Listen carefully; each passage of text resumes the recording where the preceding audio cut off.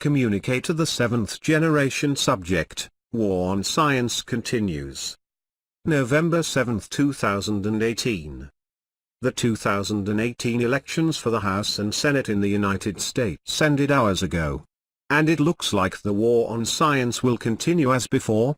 The Democrats now have control of the House of Representatives while the Republicans remain in control of the presidency and the Senate.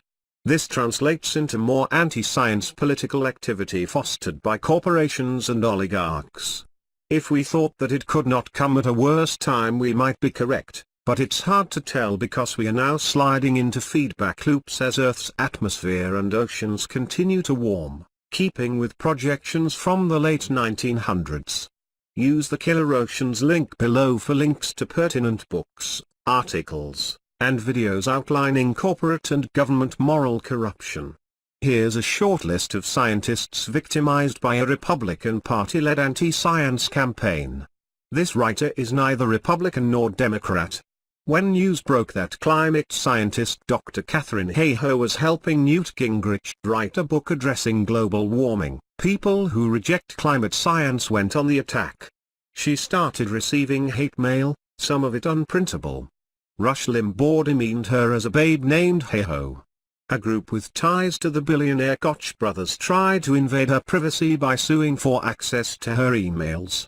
Stories like this are more typical than most people realize. Scientists, whether they work on global warming, land use, or medicine, are often harassed, demoted, or even fired when their analysis runs afoul of politicians or threatens a corporation's bottom line. No scientist should have to choose between his or her integrity and a job, but it happens all too often. UCS surveyed thousands of federal scientists, and more than 1/3 of respondents feared retaliation if they spoke out for what they believe is their agency's mission. Just ask Rosemary Johann Liang, the Food and Drug Administration scientist who was reprimanded for trying to save lives with a warning label for a diabetes drug. Or ask Mike Kelly, the marine biologist whose efforts to protect endangered coho salmon in southern Oregon were undermined by interference from Dick Cheney and other political leaders.